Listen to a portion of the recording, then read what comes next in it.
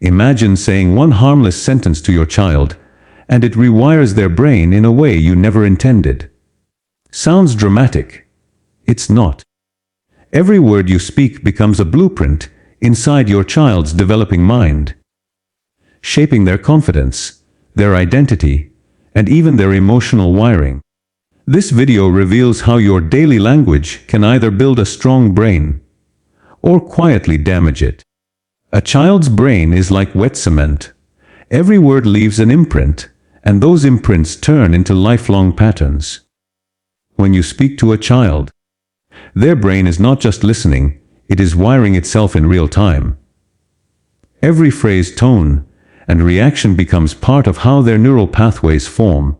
When you consistently use words that communicate safety, patience, and belief, you are literally strengthening the parts of their brain responsible for confidence, emotional regulation, and problem solving.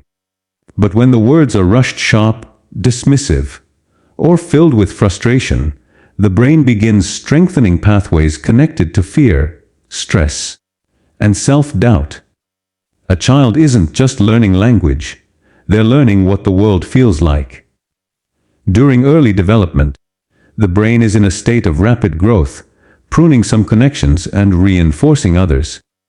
If a child hears, "You always mess up," or "Why can't you listen?"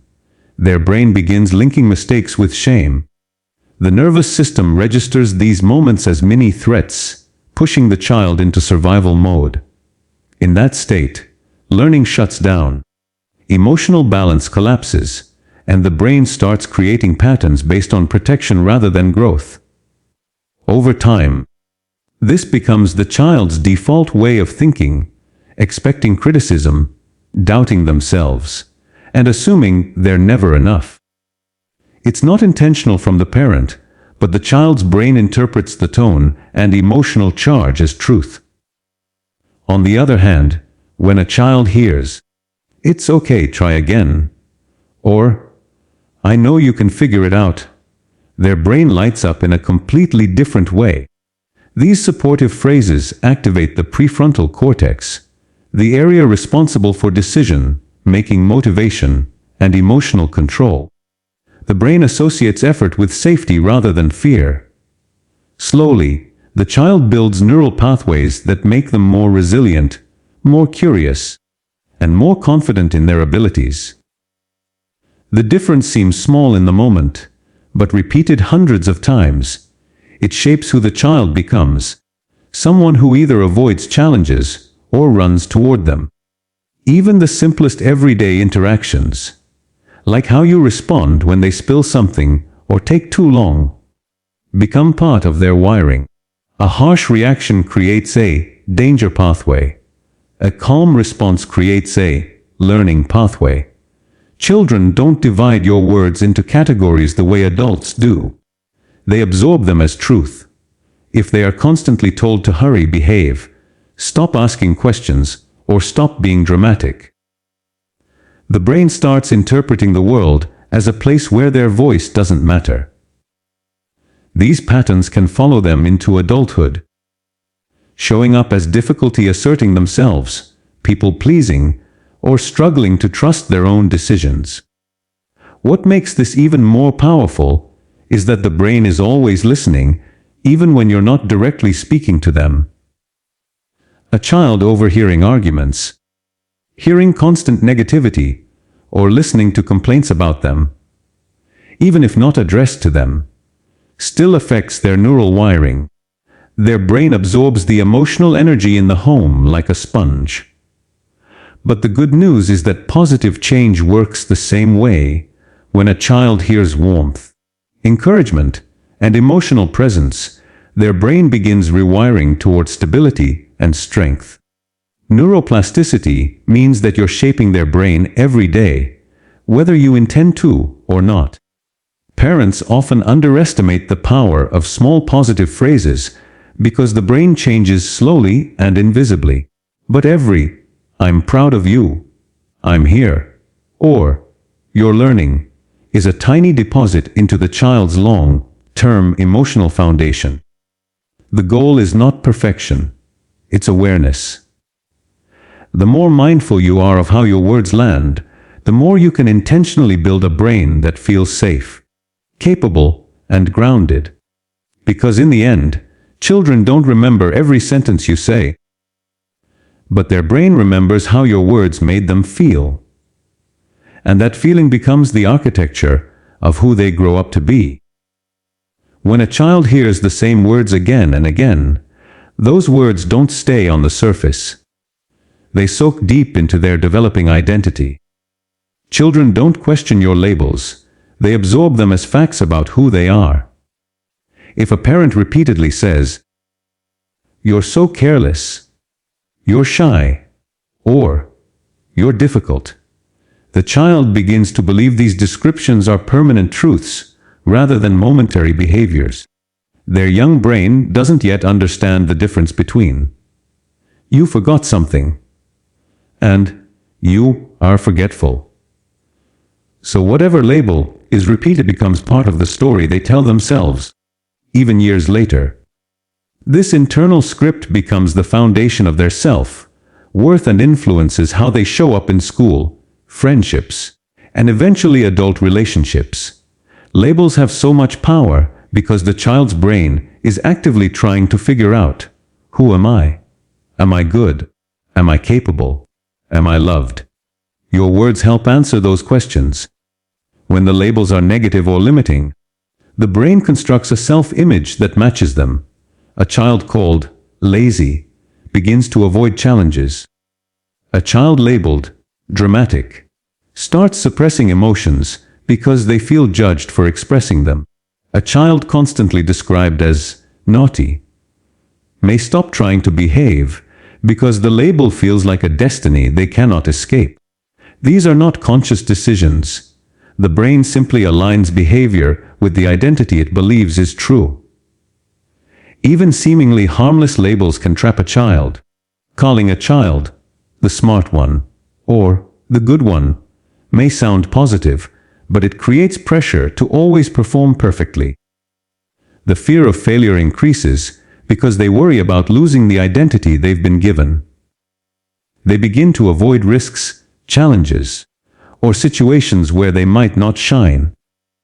Instead of building true confidence, the brain starts associating mistakes with shame. The child becomes anxious about living up to the label rather than exploring who they genuinely are. Positive labels should uplift, not confine. What's even more impactful is how labels determine the environment the child thinks they belong to. If a child grows up hearing they are too sensitive, they start believing their emotions are a flaw. If they're constantly told they're naughty, they begin seeking attention in unhealthy ways because the brain expects conflict. The identity becomes a self-fulfilling prophecy. On the flip side, when children are told things like, "You're capable," "You're kind," or "You're strong," their brain builds a foundation of emotional strength. Their mindset shifts toward growth rather than limitation. They behave in ways that align with the empowering identity given to them. Over time, labels extend beyond childhood and shape how the person views themselves in adulthood. Someone told they were she may struggle to speak up in meetings. Someone labeled slow may doubt their ability to learn or grow. Someone called too emotional may never feel comfortable expressing their true feelings, leading to emotional disconnection. These identities often live in the subconscious, controlling decisions, relationships, and self-worth. All because of words that were spoken casually, often without awareness. But the beauty of the developing brain is that identity can be reshaped. When children hear, "You're learning," instead of "You're slow," or "You're trying," instead of "You're lazy," their brain rewires toward a healthier self-image. Encouraging language helps them explore their potential rather than shrink from it. The key is to label behaviors, not personalities. "You made a mistake," instead of "You're careless." This teaches them that their actions can change and grow, while their worth stays intact. Ultimately, the labels you choose become your child's inner voice. They will hear your words long after they grow up, long after they face challenges, and long after they step into the world on their own. The question is, will that inner voice limit them or lift them? Children don't just absorb the words you speak, they absorb the emotional energy behind them. Long before a child deeply understands language, they understand tone. A sharp edge in your voice, even when saying something simple, can activate their stress response. A calm tone, even during correction, can make them feel secure. Their developing brain is wired to read emotional cues for survival. So how you say something often impacts them more than the words themselves. A child might forget the sentence you spoke, but their body remembers the emotional signal embedded in your tone. When a parent speaks with frustration, impatience, or anger, a child's brain interprets it as danger. The amygdala, the part responsible for fear and threat detection, becomes activated. This immediately shuts down the parts of the brain responsible for logical thinking, emotional regulation, and learning. Even if the parent's intention is not harmful, the child internally hears, "I'm in trouble, I'm not safe, I did something wrong." They begin associating interactions with anxiety rather than understanding. Over time, repeated exposure to harsh tone can create children who are easily startled, overly apologetic, or constantly worried about disappointing others. On the other hand, a warm tone of voice sends a completely different message. It communicates, "I'm here, you're safe, we can solve this." Even in discipline, when spoken gently, the child's brain stays regulated. They are able to listen, understand, and connect the lesson to the behavior instead of connecting it to their worth. A calm tone activates the prefrontal cortex, the center for decision, making and emotional control. This not only helps them process the moment better, but also teaches them how to handle difficult emotions themselves. A child raised in a calm emotional environment learns to stay balanced during challenges because that is what their brain has practiced. Tone also affects how a child interprets your intentions. A parent might say, "Come here," with annoyance, and the child hears rejection. The same words, said softly, make the child feel wanted and valued. Children naturally personalize tone. They assume your emotion reflects their worth, not your mood. If you sound irritated often, they may begin believing they are a burden. If you sound gentle and patient, they believe they matter and their presence is welcomed. This shapes their self-esteem more than most parents realize. Even subtle tones, sarcasm, sighing, or a cold voice, leave emotional marks. Young brains don't understand sarcasm as humor. They absorb it as criticism. A sigh can feel like disappointment. A cold tone can feel like emotional distance. And because children can't explain these feelings, they store them inside, shaping how they view relationships. In adulthood, this may translate into sensitivity to others' tones, fear of confrontation, or difficulty communicating emotions. Tone also models emotional regulation. Children mimic what they hear. If they constantly hear yelling, they will yell. If they grow up with a calm, steady tone during stress, they will learn to stay composed in difficult moments. Parents often wonder why children shout or become reactive. Most of the time, it's not because they're defiant, but because their brain has learned loudness as the normal way to express emotion. The most powerful part of tone is that it builds the emotional atmosphere of the home. A home filled with warm, patient tones becomes a place where the child feels safe to explore, ask questions, make mistakes, and express emotions. A home filled with harshness or unpredictability makes a child emotionally cautious, always scanning for danger. They grow up more focused on keeping peace than on growing. Ultimately, tone is the emotional language of parenting. It teaches children what love feels like, what safety feels like, and what communication should sound like. They will carry your tone inside them forever, replaying it in relationships, in self-talk, and in how they speak to their own children one day. Your words matter, but your tone writes the emotional script of your child's entire life. When a child is met with criticism, the moment they make a mistake, their brain does not learn the lesson the parent hopes to teach. It learns to fear. Mistakes, which should be natural opportunities for growth, become emotional dangers. Instead of thinking, "What can I learn?" the child's brain shifts into survival mode, thinking, "How do I avoid getting in trouble?" This shift is huge, because a brain in survival mode cannot absorb information, explore, ask questions, or experiment. Criticism doesn't correct behavior, it suppresses curiosity. A child becomes more focused on avoiding your reaction than understanding what went wrong. When criticism is frequent or intense, the child's brain begins forming associations that link exploration with risk. The nervous system starts to believe that trying something new, solving a harder puzzle, asking a question, attempting a new skill, might lead to embarrassment, disappointment, or anger from the adult. Their natural instinct to learn, which is incredibly strong in childhood, gets overridden by the instinct to protect themselves. Slowly, their world becomes smaller. They avoid challenges not because they lack ability, but because their brain fears emotional consequences.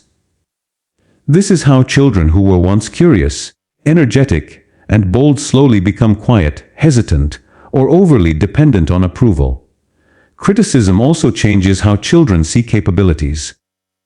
Instead of understanding mistakes as part of learning, they start believing mistakes are signs that they are not good enough. If every error is met with irritation, "Why did you do this again? Can't you get it right?" the child interprets it as proof that something is wrong with them. The brain then forms a belief system. Mistakes mean failure. A failure means I'm bad.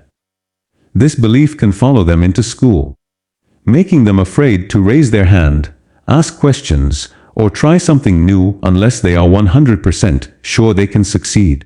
It shows up in adulthood as perfectionism, procrastination, self-doubt, or fear of taking risks.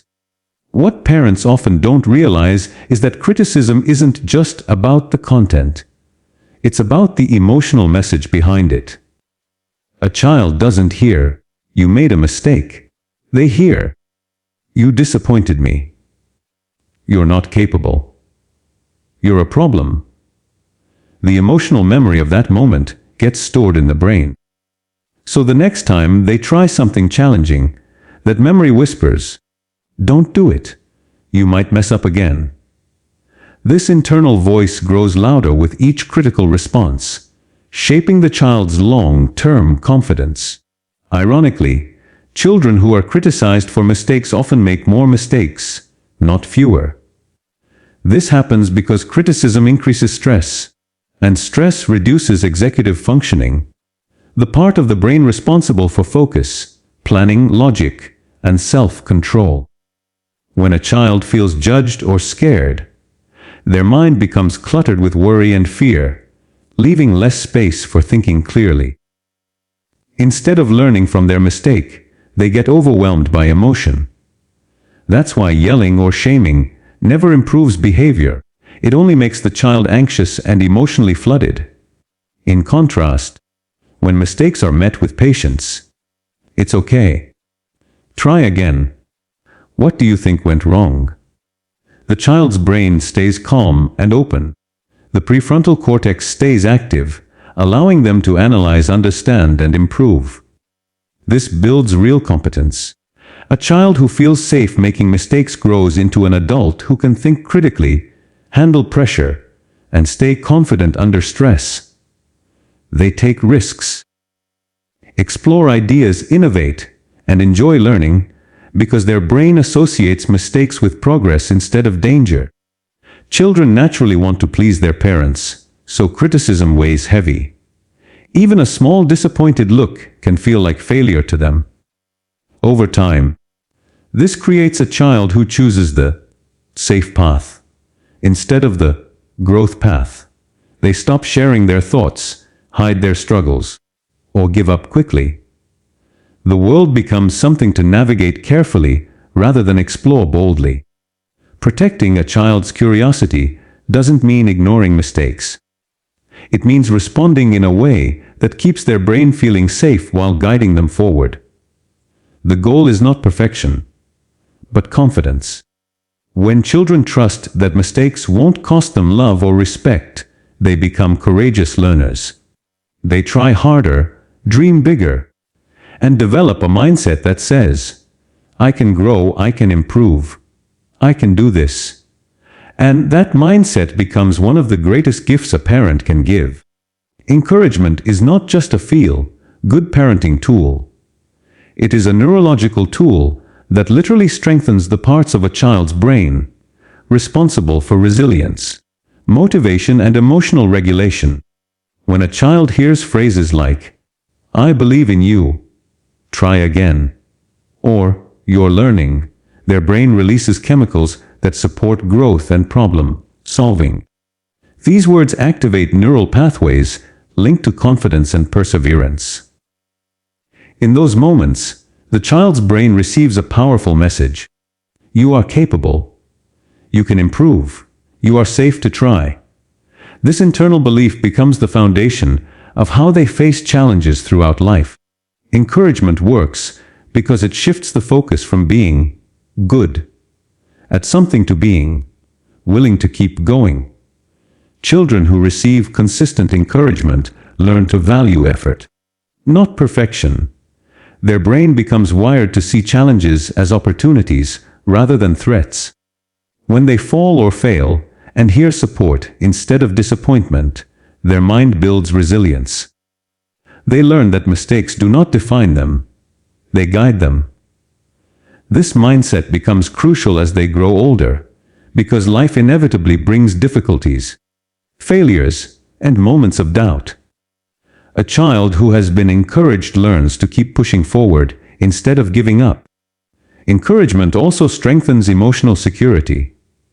When a parent acknowledges the child's small efforts, celebrates progress, or gently pushes them to try again, the child feels seen, valued, and supported. This emotional safety encourages the brain to stay open and calm, even in stressful situations. Instead of shutting down or panicking, the child learns to breathe, think, and attempt another solution. Over time, they become emotionally stable, handling pressure with a quiet inner strength. Because encouragement teaches the brain that it is safe to fail, safe to try, and safe to grow. Another powerful effect of encouragement is how it shapes self-talk. The phrases you repeat become the voice inside your child's mind. If they grow up hearing, "You can do it," their inner voice will echo that during challenges. If they hear, "I'm proud of your effort," their inner voice will remind them that effort matters. This internal dialogue becomes the source of their confidence, especially when you're not around. In adulthood, this voice will help them navigate careers, relationships, and personal struggles. Your encouragement today becomes their self-belief tomorrow. Encouragement doesn't mean praising everything they do. It means acknowledging effort, progress, and determination. When you say, "I see you're trying," you help them stay motivated. When you say, "You improved a lot," you help them track growth. When you say, "Give it another shot," you strengthen their persistence. These small phrases guide their brain toward a growth mindset, an understanding that skills develop over time and abilities can be built. Children with a growth mindset are less afraid of challenges, more willing to try new things, and better at solving problems. It also shapes how children interpret obstacles. When they encounter a difficult task and hear, "It's okay. You'll get it." The brain processes the challenge as normal, not threatening. They begin to expect that success might take time. They stop seeing struggle as failure and begin seeing it as part of learning. This attitude protects them from frustration, discouragement, and the fear of not being good enough. Instead, they learn patience, determination, and emotional endurance, qualities that shape successful adults. Encouragement also improves the parent-child bond. A child who feels supported becomes more open, more trusting, and more connected. They share more with you, seek guidance without fear, and value your presence. Knowing that mistakes won't lead to shame or criticism deepens emotional closeness. They grow up feeling loved, not for being perfect, but for being themselves. This connection becomes their emotional anchor, helping them feel secure in who they are. Ultimately, encouragement builds a child who believes in possibilities rather than limits. They grow into adults who take initiative, embrace challenges, and trust their ability to figure things out. They don't crumble under pressure, they rise. They don't fear failure, they learn from it. And they don't doubt their worth, they carry the truth you taught them: I am capable. I am growing. I can do hard things.